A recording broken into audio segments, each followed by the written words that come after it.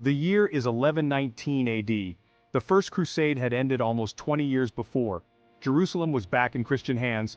Pilgrims now streamed to the Holy Land. But, the journey was dangerous. Bandits and raiders preyed on the faithful. It was in this volatile climate that the Knights Templar were born. This new order was founded by a French knight named Hugues de Payens. He and 8 comrades swore an oath to protect these pilgrims. They were poor. They had few resources. They called themselves the poor fellow soldiers of Christ and of the Temple of Solomon. They took up residence in what was believed to be the ruins of Solomon's temple. Thus they became known as the Knights Templar. At first, the Templars were little more than a band of dedicated soldiers. Their commitment to their cause was absolute. They lived in poverty. They dedicated themselves to prayer and combat. Word of their piety and courage spread quickly. Their ranks began to swell. The Knights Templar enjoyed a meteoric rise, a journey that began with humble origins. Within a few decades they transformed from a small brotherhood of devout warriors into a powerful multinational force, revered and feared across continents. Their military prowess was undeniable, with their disciplined ranks and strategic acumen making them formidable on the battlefield. But it was their financial acumen that truly set them apart, allowing them to amass wealth and influence far beyond their numbers. The Templars benefited greatly from the patronage of Bernard of Clairvaux, a revered monk whose support was instrumental. He was a powerful and influential church leader who championed their cause, lending them credibility and support within the church. He helped them secure a papal bull in 1139, a pivotal moment in their history. This document, known as Omne Datum Optimum, gave the Templars exceptional privileges, elevating their status significantly. They were exempt from taxes, a rare and valuable concession that boosted their financial power. They answered only to the Pope, bypassing local authorities and gaining unprecedented autonomy. They were allowed to build their own fortifications, creating strongholds that served as both military and economic centers. They were even granted the right to collect tithes, further enhancing their financial resources. With these advantages, the Templars built a powerful economic machine, engaging in commerce and banking on an unprecedented scale. The Templars established a sophisticated network of commanderies, which were fortified settlements that dotted Europe and the Holy Land. These commanderies served multiple purposes, acting as administrative centers, financial hubs, and way stations for knights traveling to and from the Levant. They became integral parts of the medieval economy, facilitating trade and finance across vast distances. The Templars' influence grew alongside their wealth, making them key players in the political and economic spheres of the time. They became bankers to kings, financing wars and influencing the outcomes of conflicts through their financial support. They engaged in large-scale trade, moving goods across continents and amassing even greater wealth. At the height of their power, the Knights Templar were a force to be reckoned with, their wealth, power, and influence unmatched in the medieval world. The Knights Templar are best known for their role in the Crusades, a series of epic and brutal conflicts that shaped the medieval world. These were a series of religious wars sanctioned by the Catholic Church, aimed at reclaiming the Holy Land from Muslim rule. The goal was to reclaim the Holy Land from Muslim rule, a mission that spanned nearly 2 centuries and saw countless battles and sieges. For nearly 2 centuries, the Templars were at the forefront of these conflicts, fighting with unmatched zeal and determination. They were renowned for their courage and military skill, often turning the tide of battle with their fearless charges and strategic prowess. The Templars were more than just holy warriors. They were a highly disciplined military order with a strict code of conduct and a deep sense of duty. They were a highly disciplined military order, training rigorously to maintain their edge in combat and ensure their readiness for any challenge. They fought with a level of organization and discipline that was almost unheard of at the time, setting new standards for military efficiency. Heavily armored and often wielding lances, swords, and maces, they were expert horsemen who could outmaneuver and outfight many of their adversaries. They were masters of siege warfare, employing advanced tactics and engineering skills to breach enemy fortifications and secure key positions. They fought in major battles like the Siege of Damascus, the Battle of Montgisard, and many other critical engagements that defined the era. And the Battle of Harim, where their bravery and tactical acumen were on full display. In victory or defeat, the Templars earned a reputation for their unwavering bravery and steadfast commitment to their cause. However, the tide of the Crusades began to turn, and the once invincible Templars faced increasing challenges. Internal divisions weakened the Christian forces, leading to disarray and a lack of unified strategy. Meanwhile, Muslim armies rallied under powerful leaders like Saladin, who united their forces and launched effective counterattacks. Jerusalem fell in 1187, a devastating blow to the Crusader states and a turning point in the conflict.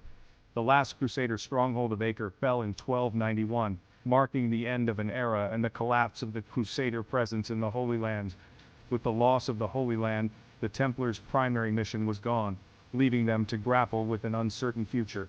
They retreated to their strongholds in Europe, where they would face new challenges and adapt to a rapidly changing world. Their legacy, however, would endure for centuries to come. To become a Templar Knight was a serious commitment. It meant renouncing all worldly possessions and embracing a life of piety, poverty, and obedience. Recruits were usually drawn from the ranks of the nobility. They underwent rigorous training from a young age. They learned to ride, fight, and live by a strict code of conduct. The life of a Templar Knight was austere. They lived communally in Spartan conditions. They slept on straw beds and ate simple meals.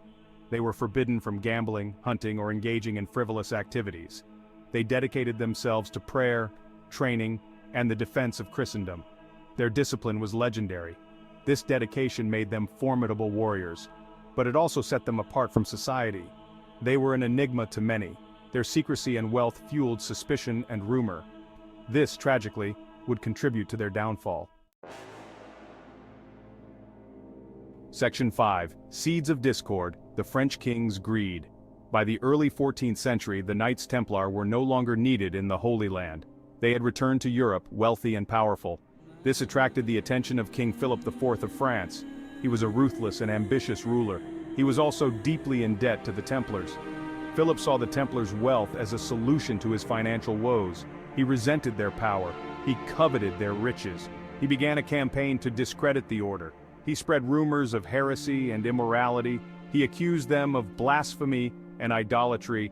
He used his influence over Pope Clement V, who was effectively a puppet of the French crown, to pressure the Church to take action against the Templars. Section 6. Friday the 13th, a day of infamy.